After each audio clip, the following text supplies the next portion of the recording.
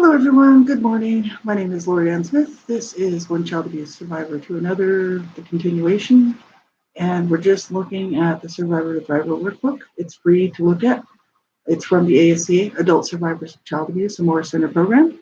And they don't mind people using it. They want people to get a hold of it who are adult survivors of child abuse.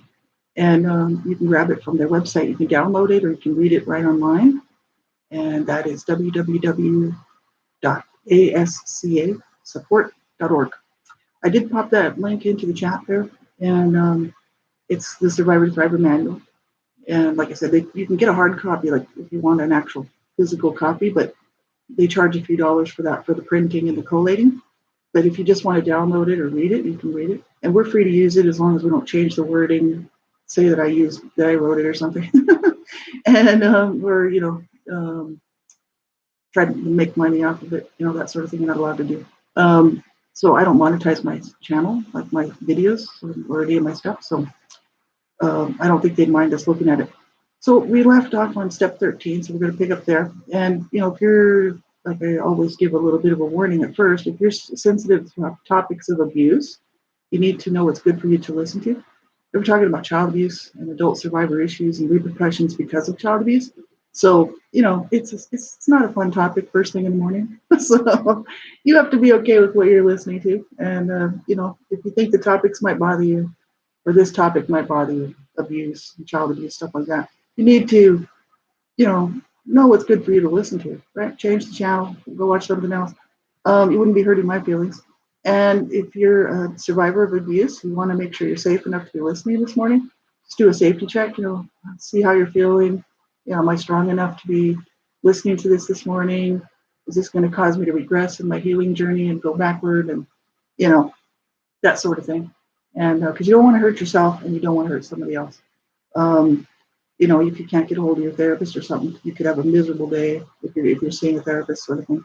So you want to do a safety check, make sure you're safe enough to listen, because adult survivors of child abuse, if you're just starting out on your healing journey, especially, this stuff can be very triggering. And so, you need to be aware of that and just make sure you're safe enough. Otherwise, you can listen another time or read the manual another time, sort of thing.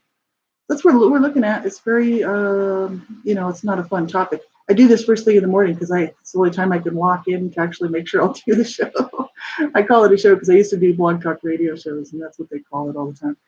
It's my live stream. So it's the only time I'll guarantee I'll actually do this live stream is in the morning, because the rest of the day is kind of like whatever happens. You never can tell. So it's a little hard to be looking at first thing in the morning. I had to bump my show up an hour because I've got things I have to go do today. I have to go get a cortisone shot and stuff. And so I had to move the show up. So sorry about that. That's the way she goes. Let's see. We're looking at step 13. This is Survivor Thriver manual. It's really like a workbook.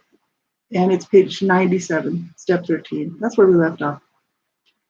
And we're looking at this. Would be like if you were in a ASCA meeting. They actually have two types of meetings. One is it's an open share meeting. You can share anything.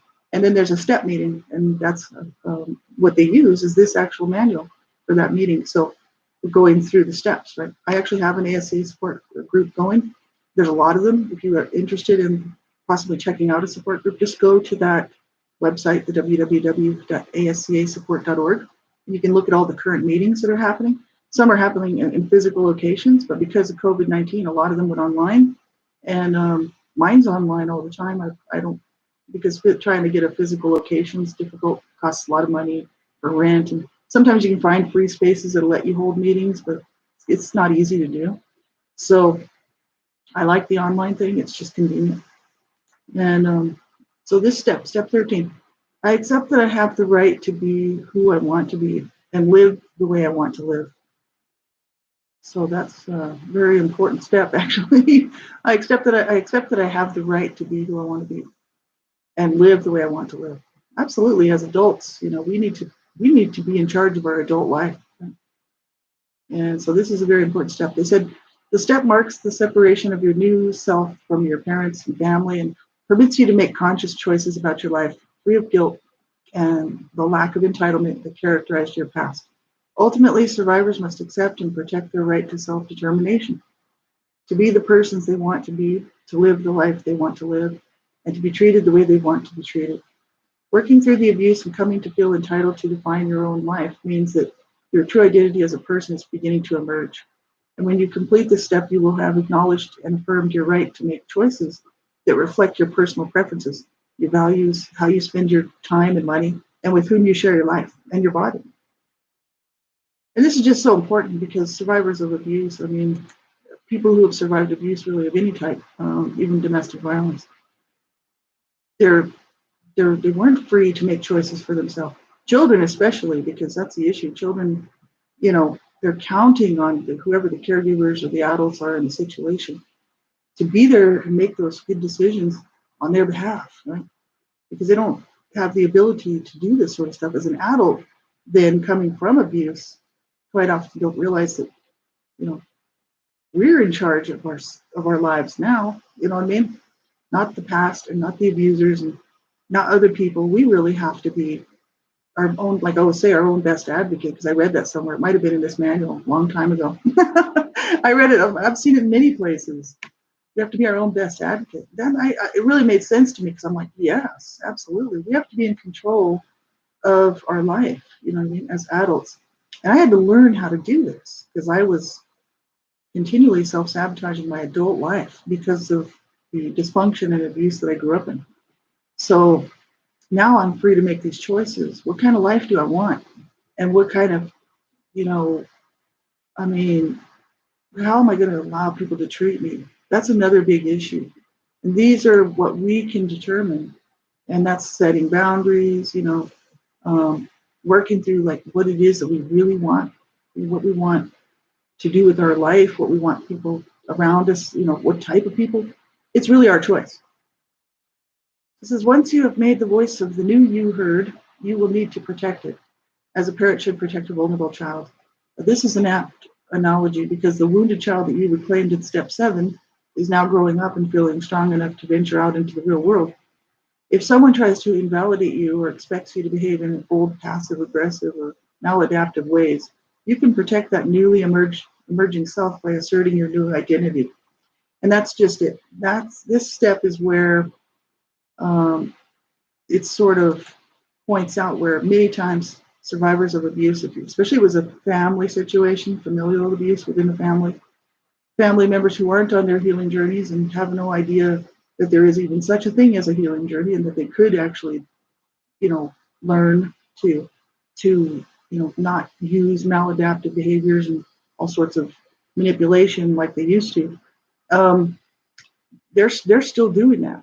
So then the survivor of abuse who's working on their healing journey and learning how to cope and how to set boundaries, what they want in their life, that old group of people they used to know, especially being abused as children, still thinks that they need to play that same role. So it's very, very hard. I know for me, I had to cut my family off. And it wasn't right away. I didn't make that decision right away. I did after some very toxic behaviors coming from my family after I had started my healing journey. And I mean, it was just the norm for them, but I was tired of it. And I was like, look, no more. No more. I'm doing my life. You can do yours over there. You can keep your toxic, screaming, hollering, abusive stuff over there.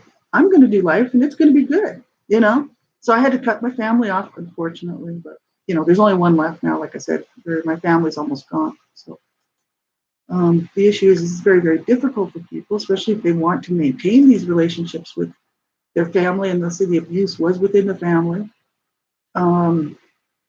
That's a big decision to make. Are you really? You have to weigh it out whether it's worth it or not. Sometimes I'm sure it is for many reasons. For me, I wasn't going to be included in any wills. My parents were very poor; they didn't have anything. I was never looking to get anything from them in any way, shape, or form. So it wasn't a big deal for me to cut my family off because I wasn't going to be included in any wills or estates or anything like that. And I was just like, I don't need that. Right? Some survivors will stick it out because there is a substantial amount of money or property that could come to them. Whereas if they leave that abusive unit behind, that used to be their family, their abusive family, then they may be cut out of that will, right? So there's many reasons why people will make decisions to stay, and also because maybe there's aging parents involved. You know what I mean? I did stick around my abuser parents until about the age of 30 because I wanted to help my mom as much as I could. But she became again so toxic. She never really changed. She was just very toxic and abusive. And I was like, I finally had enough. I was like, that's it. That's it. I'm gone. And so it's very, very hard, these things. So they said, so if someone tries to invalidate you or expects you to behave in old, passive, aggressive, or maladaptive ways, you can protect that newly emerging self by asserting your new identity. And that's just it. I just let people, my abusive family, immediate family, know that I was on a healing journey. And, they knew because they were watching what I was doing with all this stuff. And they were like, well, my sister thought it was pretty cool, actually. She's 5.5 years older than me. And she came to talk to me one time. She's like, I wish I could be on a healing journey. She says, I'm happy for you. And that's about all the support I got from her, actually, because we're very toxic with each other. But I told her, I said, you can get on your healing journey whenever you want to. You know what I mean? It's up to you, you know. And so, they did know what I was doing, and they weren't happy about it going public with our staff, our dirty laundry, so to speak. But I was like, look, that's the way I had to deal with it. You that's what I needed to do in order to live, was to tell as many people as possible. I just told the world. Right? So, it's kind of like a person has to do what they have to do. But I did assert my new self as being a person on my healing journey. They didn't like it, and some of my family members cut me off. Well, I had already kind of cut them off, but then they said they cut me off. it's like kindergarten stuff. These are like adults, like 50, 60 years old. My siblings, older siblings, telling me, well, I don't want nothing to do with you anymore. And it's like, I wasn't just telling my story, I was telling their story too. You know what I mean? My siblings were all abused, just like I was. Some to varying degrees of physical abuse, but we were all this psychologically, emotionally abused, all the same. And it's like, some of us suffered heavier physical abuse for sure. But, it's just ridiculous that they would hold that attitude towards me. And I'm like, well, too bad. This is my life and this is what I'm doing. You guys can stay over there and do your dysfunctional, abusive stuff over there. I'm not interested. So yeah, we need to actually stick up for that new self that we're trying to, to show the world, which is someone who's on a healing journey, who's working through their stuff, and who deserves to be treated with respect and decency. That's all it is. It's just someone who, being treated with common decency as a human being on the planet, and being treated with that equal respect that everybody deserves. But abusive families quite often can't do that. They can't treat anybody with respect or dignity, and they don't even know that they should, or that they need to be treated with respect and dignity. And so I was like, done with that. I'm on my healing journey, and that means being good to myself and being good to other people around me. So, they couldn't do it. I was like, well, then you got to go. So I booted them out of my life in 2010. So they said many people, not just survivors, have difficulty distinguishing between assertiveness and aggressiveness. Assertiveness is a skill and a tool that can help you in your daily life. On the other hand, aggressiveness rarely gets you what you want and is at base an abusive way of acting towards others. While this manual doesn't have space to present a full discussion of the differences between the two, the following may help you to differentiate between them. If you are interested in learning more, there are numerous books and courses on assertiveness training that you may want to investigate. I said it is perhaps easiest to think of assertiveness and aggressiveness as being points on a continuum or scale. The left-hand end of the scale would be victim-like behavior, and the right-hand end would be overt aggression or even perpetrator-like behavior. In other terms, the left-hand end is a passive, powerless point, and the right-hand end is very active, powerful, even violent one. So assertiveness lies somewhere around the middle of the scale. So think of it as a fortifying, anchoring style of behavior in which you make your point or position known in a strong but respectful manner. And the term assertiveness is usually applied to verbal rather than physical behavior and has been called neutralized anger. On the other hand, aggressiveness, which generally takes the form of actions rather than words is usually violent, intimidating, abusive behavior. It usually succeeds in threatening others and may get your desired goal, but it is not a particularly healthy or respectful way of treating others. So that's very true. But we do need to learn how to assert ourselves without being abusive, and that's the issue. That's what they're talking about. Self-help, that's on page 98. Number one, if assertiveness is a problem for you, now is the time to do something about it because you have a lot at stake. The beginning of the new you.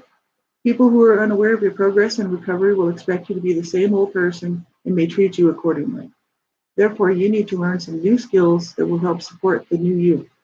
Consider reading a book on assertiveness training or taking a brief class to learn some strategies that will enable you to put these new behaviors into practice. You may be surprised at how quickly you reap rewards when you start behaving from a position of equality and strength. People often notice and begin to respond in kind. This encouragement will in turn reinforce your efforts to behave in an assertive manner. Yeah, assertive, not abusive. And that's the issue. That's exactly what I did. I started to um, let my abusive family members who were left know that I was not playing the same games and the same role that they set me up for. They were really shocked because they were like, what, you mean we can't yell and scream at you and call you names and be mean and hurtful to you anymore? You're actually putting your foot down? We can't abuse you anymore? And I'm like, nope. And I mean, they didn't like it. They didn't like it at all. They were like, oh, that's some nerve. They treated me like I was some sort of mean person because I wasn't going to let them be rude and hurtful to me anymore. And I'm like, that's your problem, not mine. You know what I mean? It's like, you can't treat me with respect and dignity and the decency that I deserve to be treated with. You're out of my life. And they were just like, well, you know, they were just mad. They were angry because I put my foot down. And I'm like, that's it. And I was good about it. I wasn't hurtful and I didn't scream and holler at them to tell them that. I just told them exactly how I said it here. And they were just like, they were shocked. Like, oh my God, we can't abuse her anymore? Well, that sucks, you know? And I'm like, bye. I don't want to see you anymore. You're out of my life. That's the best decision I ever made. And it's sad because it means then, I don't, well, they're almost all passed away now, so, whatever. But the issue is, I mean, everybody loses out in that situation. But the issue is I win because I'm no longer allowing them to abuse me or to mistreat me in any way, shape, or form. It's not like they were beating me up as an adult. The issue is they were beating me up with their words, right? That whole very toxic, way of treating a sibling, you know, running me down, always insults all the time. And I was like, I'm done with that. I don't do that to them. I didn't do that to them. As a matter of fact, I tried to have a relationship with them, but it always ended up with them running me down because I'm the youngest. My mother used to beat the crap out of me. My dad hated me. All of my siblings sort of just took advantage of that. We're like, yeah, we'll just dump on her too.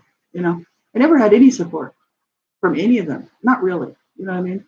A few of my siblings, my brothers actually stopped a few of the beatings when I came along halfway through so my mom wouldn't kill me, sort of thing. But basically, that's about all they did for me. And, I don't, as an adult, when I started my healing journey, I was like, that's enough. That's really enough. If I'm truly, I'm learning to love myself and respect myself and for what I've been through and how hard it's been. And I generally always give other people the same, that respect, the same sort of human decency, dignity type thing, right? And to have them still want to run me down, run me over at this age is like, no, no. So I cut them off about 2010, so about the age of 46, I cut them off. I'm 55 and I'm happy because I'm like, yeah, I don't have anybody around me abusing me, running me down, screaming at me, threatening to kill me, threatening to kick my butt, which is what my older sister was always doing. Even in our 40s, she's still telling me she wants to beat me up, and I'm like, look, I'm done with that. You know what I mean? Like, and I'm bigger than her. I could have took her on and taken her out. The issue is She just wants to keep that old thing going of how she used to treat me as a child. And that's that old role playing stuff, see? And if you're gonna like me, if I'm going to do this healing journey and create the world that I want to live, that I want around me, which is peace, you know, just peace, contentment. That's all I'm asking for. Nothing major. And people that treat me with respect because I'm treating them with respect. So it's like this mutual thing, human dignity, mutual. Uh, Treat others with respect because I want it back, sort of thing. That's all I want. You know what I mean? And it's like if they can't do that, they're gone. You know what I mean? So my boundaries are really set, and I just don't allow that stuff in my life anymore. No, and that's really good, and it's held. It really works. I almost go a little bit overboard with it, but I'm learning how to back it off just a bit so that I don't push good people out of my life too. Two, have a friend take a photograph of you to document the emerging new you.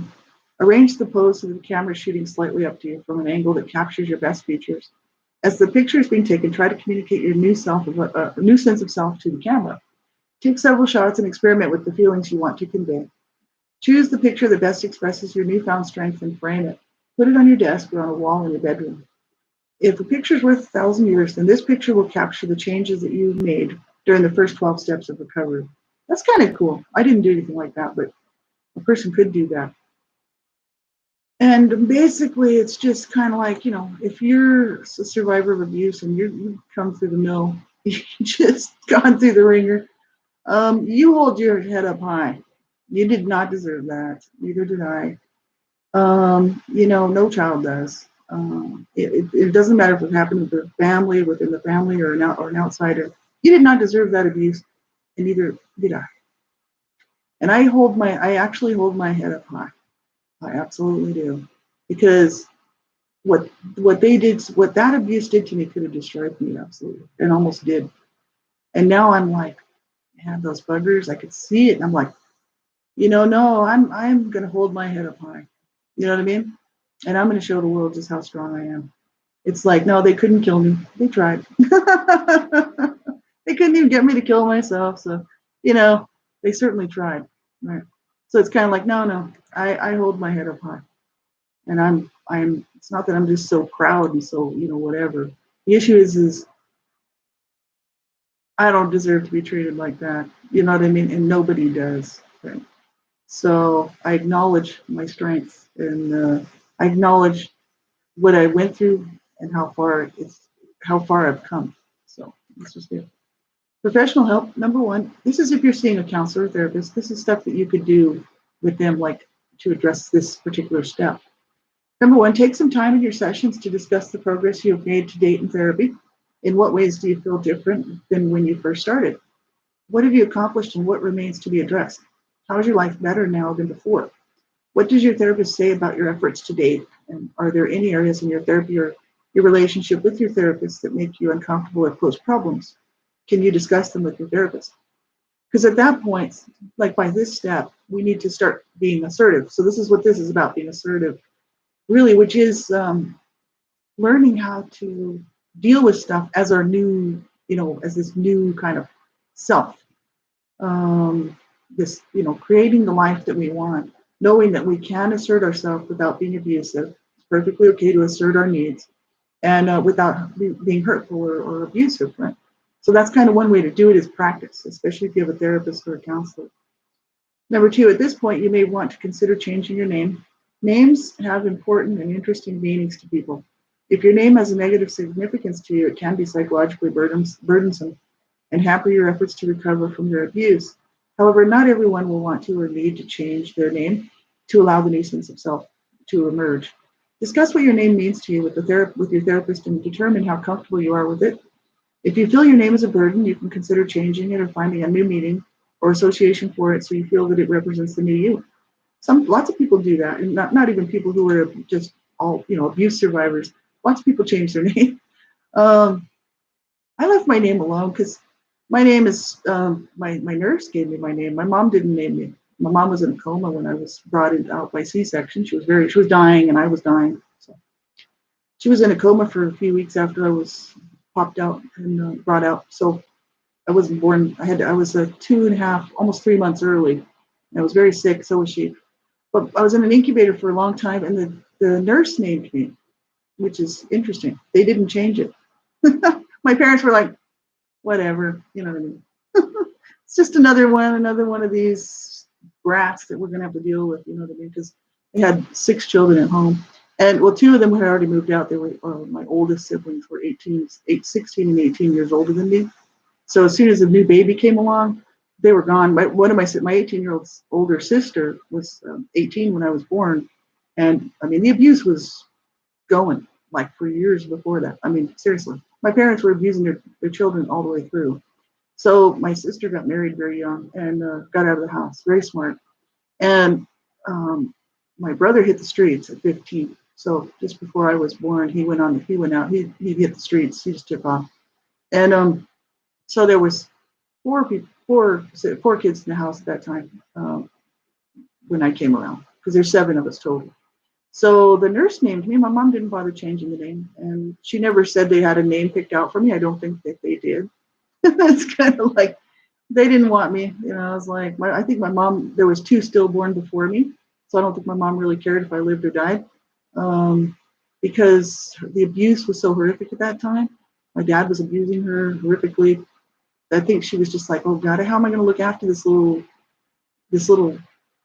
baby at this time? You know, there was way too much abuse going on. That's when the CPS got involved. It's right around the time I was born. So, you know, just horrific, right? So they didn't really, I didn't change my name. I'm like, whatever. The nurse named me anyway. I would have been cool to meet her, actually. I had my own private nurse and stuff. So that's pretty cool. So I didn't bother to change my name. But the issue is my parents were abused as children themselves, come from a long line of very dysfunctional, psychologically unwell people. And I left my name the same on purpose because I have many cousins and second cousins, tons of cousins. And I'm actually related to most of Nova Scotia. And I'm a huge population of Nova Scotia would be my relative. And so I left my name the same in honor for them too, because a lot of them suffered abusive type behavior as well. And I'm just willing to speak out about it, and I'm willing to talk, and many people can't. So there you go. I left my name exactly the way it is. Step 14, this is page 99 of the PDF. So step 14 says, I am able to grieve my childhood and mourn the loss of those who failed me. This is a big step, actually. This is the one that is very difficult, I think, for most people. It was for me. Maybe it's not for some, but for me it was. I'm still kind of doing it, grieving my childhood. I'm able to grieve my childhood and mourn the loss of those who failed me. It's really tough work for so many people. It says this is a step that asks you to recognize your losses and helps you resolve them once and for all. Grieving your childhood losses and mourning the loss of the ideal parents will require a great deal of patience and self-compassion. Be prepared for this step to take time. You can't be rushed into healing these deepest wounds from childhood, and the healing won't begin all at once. So more likely you will heal the wounds in layers throughout your recovery, coming back to the step several times. You may always have a scar, but the scab covering your painful losses eventually will disappear. This step for me is huge, and like I said, people tend to come back to this step. I've come back to this step quite a bit because I think for a while I'll be doing good, and then all of a sudden something will come to mind, or I'll see something, or I'll be feeling a certain set of feelings towards the abuse, and all of a sudden I'm kind of still then grieving, you know, the loss of what I lost out on as a child, loving relationship with parents and family, and just the fact that, you know, I wish it would have been different, but wishing doesn't make it so. Wishing is not reality. So it's kind of like it's that point where I'm like, yeah, I'll never get it. And then I have to look at that really hard thing to look at, which is that I will never ever get what I did from my parents. And, you know, that's hard. It really is. Because neither of my parents, I couldn't trust neither of them were good to me. And so, or any of their children. So I can't ever get that. So I have to do that for myself. And that's where then, if I start to hit that point where I'm starting to kind of not be depressed, but just it's starting to bring me down a little bit, thinking about this stuff. Then I have to go in and do this inner work, which I've done with your envisioned mind, which is just amazing. The program's just wonderful. And go in and be that parent that they weren't to my inner wounded self. Because truly that strength has to come from somewhere. That love has to come from somewhere. That care has to come from somewhere. Has to be me doing it. I can't really expect somebody else can do that. Go back and do the right thing by my wounded children, right? My me, from so many years ago, right? So I have to then, realize that, well, I'm going to have to do that. And I have that program really makes it amazingly easy to do. It's a meditation, my envisioned mind. And it's really, I mean, I just found it to be so helpful. There are other meditations out there that are very similar. They do work. It's a tool that you can use.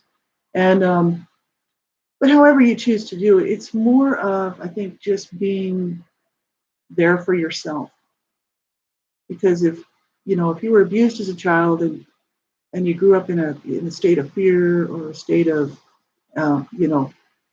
anger, uh, you know, whatever these feelings might have been, and the people that were supposed to be there for you really completely either hurt you, wounded you, or just weren't there for you. um, you kind of have to pick up that part yourself and do it yourself.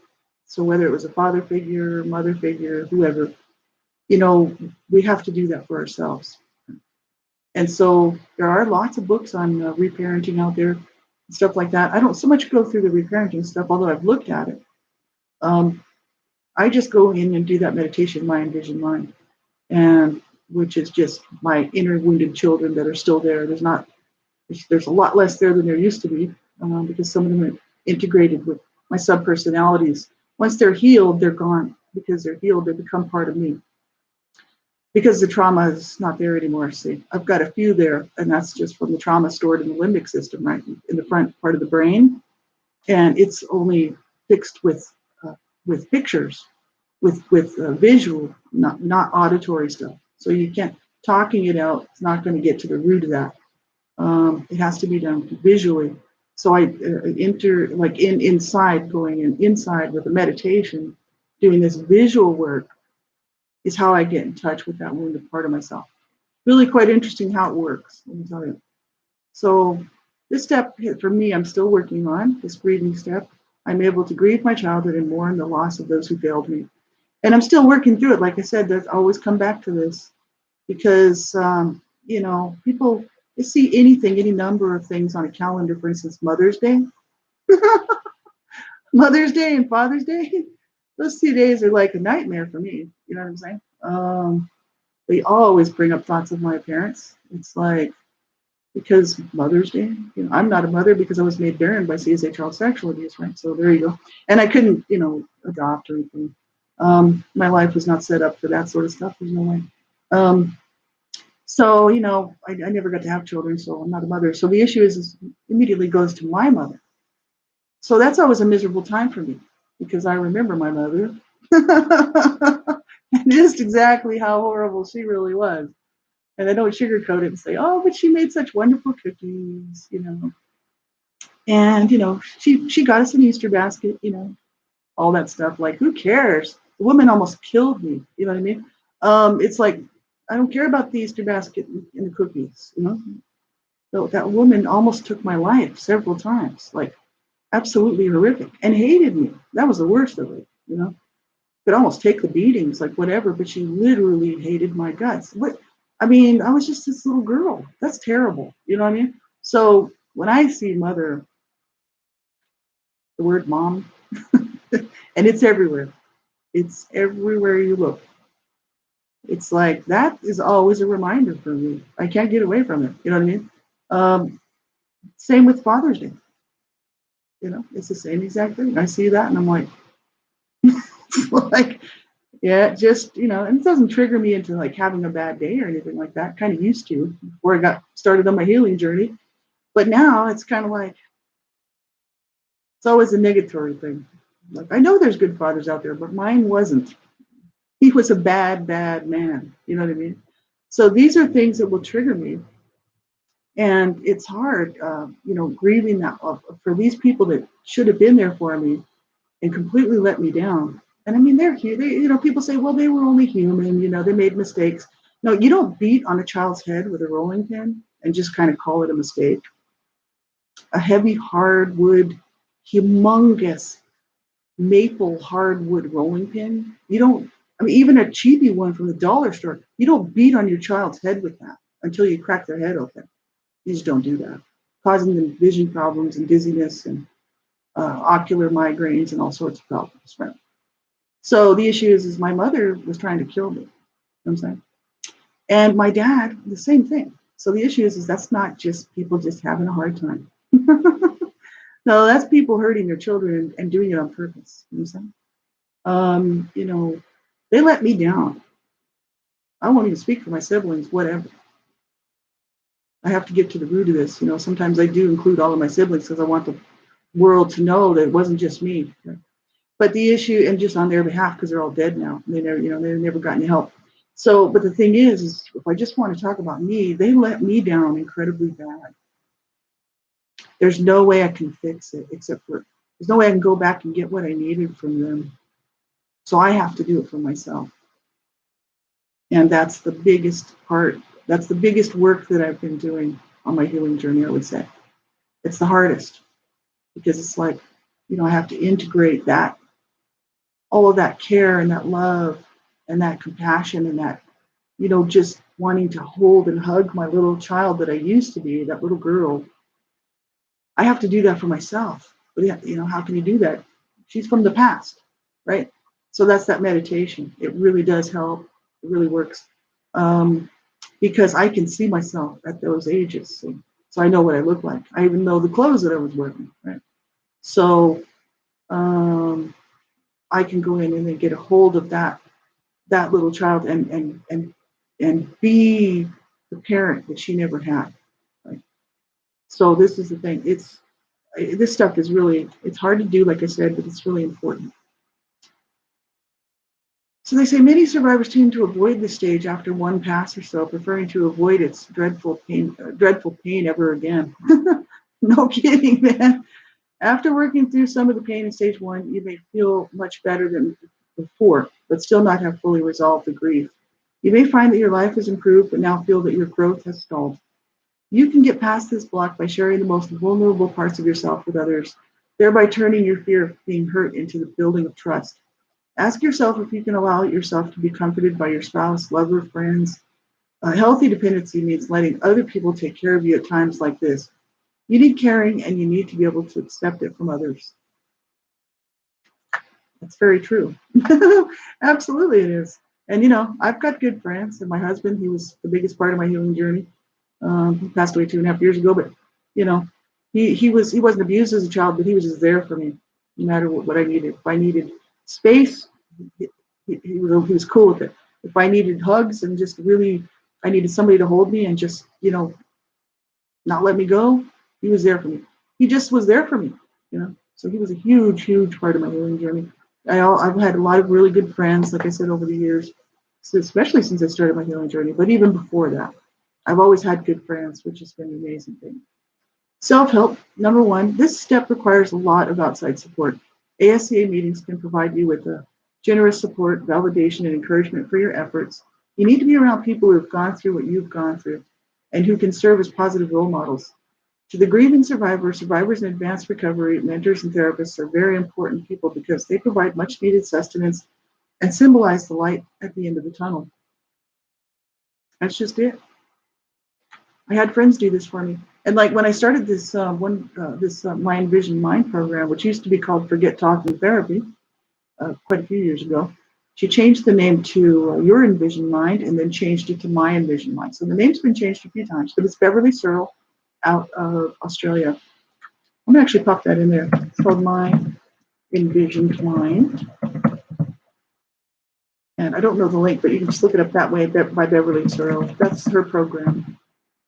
And she's out of Australia.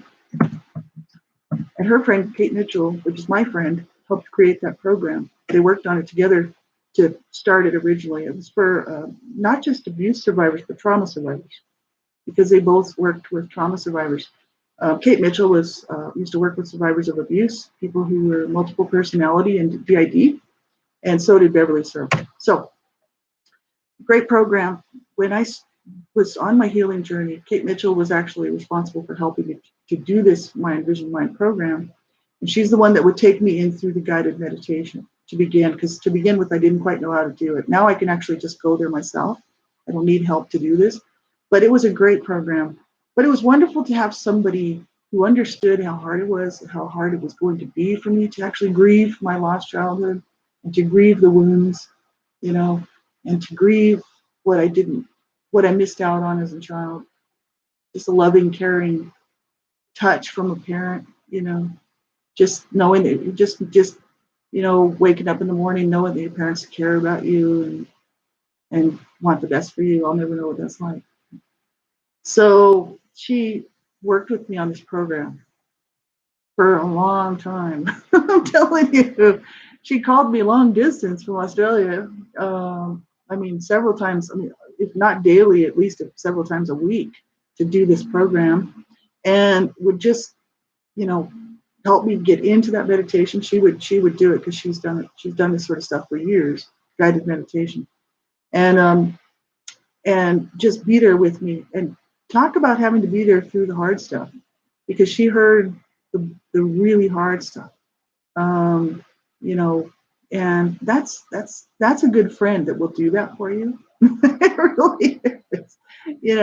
I wrote books about this stuff, but to go in and actually to actually let those emotions come out, and the grief, very difficult work.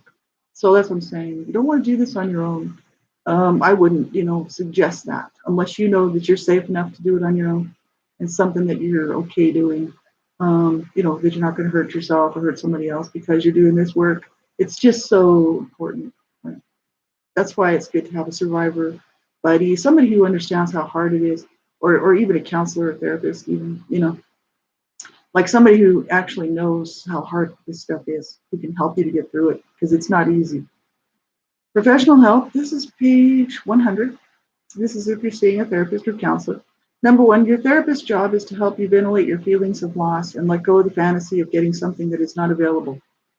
Expect to receive support, understanding, and compassion during this difficult and painful step. If you cannot resolve these wounds or give up the hope for the ideal parents, consider doing some guided visualization exercises with your therapist. In this method, your therapist uses some type of trance induction, technically to fully and deeply relax you, and then creates an imaginary experience that metaphorically captures your dilemma as a child. As mentioned in Chapter 1 and the discussion of Step 2, it is critical that your therapist be trained and be comfortable with the practice of this and any other techniques. If your therapist is not trained or comfortable using techniques such as this, then discuss the possibility of your attending a workshop that focuses on healing childhood traumas. Guided visualization and other exercises can aid the grieving process and help you transform your inner emptiness into an evolving process that leads to resolution. Sharing your dreams in therapy sessions can open up exciting avenues of personal exploration. If your therapist is skilled in dream interpretation, you may want to try this. If you have been recording your dreams, refer to the discussions in Step 2 and 9. You can bring your journal to therapy with you and read your dreams to your therapist. Together, you can explore various possible meanings and interpretations. Dreams can be especially vivid and informative during the grieving process, in that they may illuminate conflicts and resistances beyond your conscious awareness. So that's a big step, that one. And like they said, survivors of abuse generally tend to come back to it, sort of many times. It's not something you can just do overnight, because many times we might not even know we're feeling a certain way, right? So, a couple of years later, something happens, and all of a sudden we're like, these feelings will come up, whatever they are, and it's like, wow, I need to grieve that, or I need to mourn that. And that's kind of what I'm doing. I'm still working on this stuff, and I'm so much better off than I used to be, like I said, but I'm still working on it. And even last night I was working on it. I actually had a kind of a miserable weekend. It wasn't that great. And it wasn't even necessarily because I was, you know, thinking so much about the abuse. It's other stuff in my life going on right now that's a little stressful that I don't want to deal with. And I'm like, no, I got to deal with it. And it's, what can you do? So it kind of then makes me feel frustrated. Right? Then I feel like, wow, my coping skills need work. This stuff shouldn't be bothering me. It's just normal life. Normal life for me is stressful. That's why I'm saying many survivors of abuse struggle with this stuff. And for me, probably because I just have to rely on myself. There's nobody I can rely on. Anything goes wrong, I can't call a parent or a grandparent or an aunt or an uncle, a cousin or anybody to say, can you help me with this? I am truly on my own. But I've always been on my own, and that's the issue. Right? But I never used to make good decisions for myself. Now, as an adult, after the age of 42, deciding to live and not kill myself, I've been making much better decisions on my behalf, let me tell you. And, trying to do the best that I can, right? And that's all I can do. But it is kind of nerve wracking, you know what I mean? Because it's like some things, you just sit there and you think, man, if I just had a little bit of support, it would be good, but there's none. There's no support. So it's tough, right? What it is, it's forcing me. It's actually probably a good thing that I don't have somebody to rely on, really, because it's forcing me to learn how to be an adult and to take care of things myself. Right? But like I'm saying, all this stuff kind of causes me anxiety, right? Because I do have anxiety problems. I wouldn't doubt that for a minute. I'm sure I do. I've always had anxiety problems. That's from the abuse, just growing up abused. So I'm learning how to deal with this stuff. What it's done, it's kind of, like I said, it's maybe a good thing that I have to do this stuff on my own. It's forcing me to take a look at the fact that this stuff is not really a crisis. It's not a crisis. It's just life. And I can do it. And if I can't do it, I can reach out for help. You know what I'm saying? Like whatever the issue is. I'm just saying things come up in life. Sometimes it's difficult. And if we truly do everything we know how to do towards something and it's just not working, then we can reach out for help. You know what I'm saying? But I'm trying to learn how to do stuff on my, and get through things on my own. It builds strength. It builds empowerment. You know what I mean? It's kind of like, oh, I can do this, whatever these things are that come my way. But it's hard, and, we just have to, like I said, keep working on it. I just definitely know my triggers. And this weekend was just horrible. So I've got a lot to do. I've got a busy week this week, actually. And it's, I know I'll have to do some inner child work more than likely because I can feel the sort of a little bit of anxiety and stuff from what I have to be doing here this week. So I'll be going in and doing some inner child work and stuff. It's in about 10 minutes. I don't know if you want to start the next one, but that step really is tough. Like I said, don't do it on your own if you don't feel like, don't do any of this stuff if you don't feel you're strong enough that, you think, it's just going to bother me. You know, you have to make the best decision for yourself, what you need to do. Absolutely. So yeah, that's a hard step to do. Let me tell you, step 14. Step 15, this is, they actually do it by chapters. Chapter 6, stage 3, healing. Step 15 is I am entitled to take the initiative to share in life's riches. Now that's a good one. We can start this first part here. Chapter 6. This is page 101. Stage 3, healing. Stage 3, recovery asks you to build on the progress you've made in stages 1 and 2 by incorporating behaviors, skills, and attitudes that reflect your newfound psychological health into your current life. No longer primed to respond defensively to the world, you are now enlivened and challenged by life's opportunities, love, work, parenting, and play. As a result of integrating positive changes into your personality and practicing new behaviors in your everyday life, you will develop a new confidence in yourself. In this stage, you will learn to take healthy risks that benefit you by paying off in new and positive ways. Stage 3 can be a very exciting time because you will finally experience the fruits of your labors as you become comfortable with taking control of your life. In this stage, you will revisit the issue of resolving your abuse by deciding whether to confront your parents' abusers. From this decision and subsequent contact with your family, if any, you will gain a revised and deeper understanding of why you were abused. Having this new understanding and making it part of your life will allow you to let go of the abuse once and for all and proceed with developing new expressions of your individuality. Mere survival will not be enough for you. You aspire to thrive. Move through this stage with optimism and anticipation. You are 7 steps away from your new beginning. So this is step 15 of 21. See, so it's getting very close to the end here. We're on the last part of this manual, and this is kind of where you sort of start to see sort of how you're doing, as you work through these steps, right? And they really, it does help. I know this manual, when I first started using this back in 2009, a long time ago, it really did help to use this manual because as I went around, several times looking through it, each step, I could see the progress. And I was like, this is really helping. It did help me out. I don't know if it'll help you out, but it really helped me out to see where I was at and what I needed to work on. And so that's good. So we'll start step 15 tomorrow. Tomorrow regular time, 9 o'clock in the morning, Mountain Standard Time. We'll be on. And but yeah, this is tough stuff. And like I said, don't do it on your own if you can't cope or you just think, oh, this is not going to be good for me to start doing this stuff. You're the only one that can make that decision for yourself. So, do what's best for you, right? Absolutely. That's what I would do.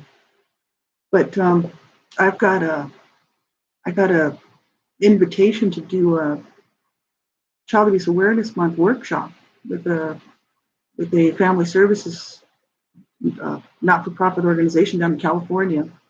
They asked me if I wanted to be a speaker, and in April coming up, and that's such a great honor. I spoke with them last week, and we talked about what they might want me to talk about because they had seen my stuff here, so they contacted me, and that's just very, very cool to be able to be, because that's really being a voice for all abused children all the way around the world. It's just such a great honor. It's not just my story; it's our story.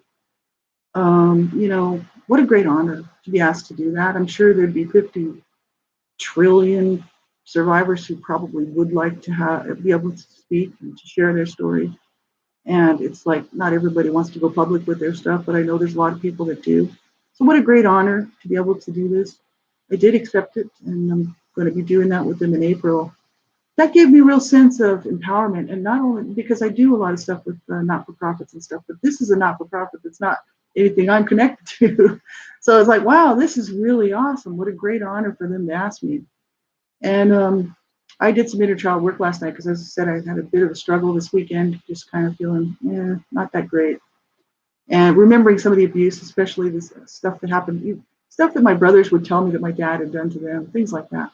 My dad had my brother, when he was 5, my dad beat him on the head with a hard bound encyclopedia. You know how big those encyclopedias are? They're hard, they're heavy.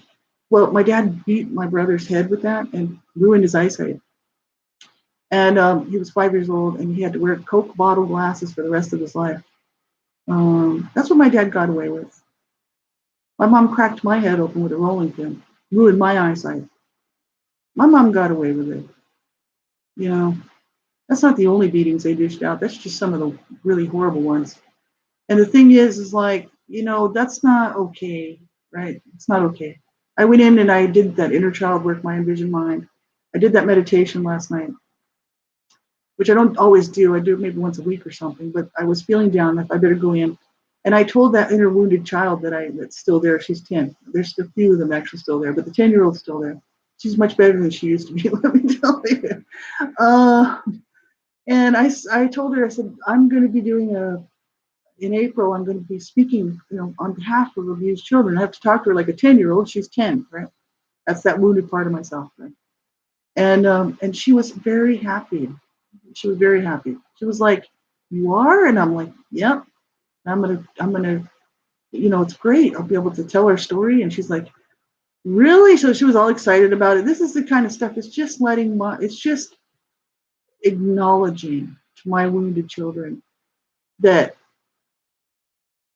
they can't hurt us anymore, and that life is so much better now. You know, I'm not being abused. Um, you know, it's wonderful to be on this side of it. Like I said, I know what it's like to be on the other side of it. It's very hard. But that's such a great honor. That'll be coming up in April. Like I said, it's just a workshop. They're going to have all sorts of families, mostly families, that will sign up for that. And what a great opportunity! It's mainly about child abuse prevention, but they do want me to share my story, and I think that's such an honor. You know, I'm really going to do it on behalf of all abused children, victims, and survivors, because it's not just my story; it's our story, right? So I'm happy about that. I'll be working on that for the next few weeks, and for they want to do it for April, the National Child Abuse Awareness Month down in the States, right? So I'm from the States originally, and so they feel like, they asked me if I want to do it. So what a great thing, and I don't take it lightly. Very awesome for them to ask me, and so I'll be doing that in April, and that's a great thing. That makes me feel empowered. And just to be able to be a voice for abused children who didn't make it, who aren't going to make it tonight, who are going to die in their cribs. They're going to die. Somebody's going to kill them. Parent, caregiver, somebody. And they never should have been abused in the first place.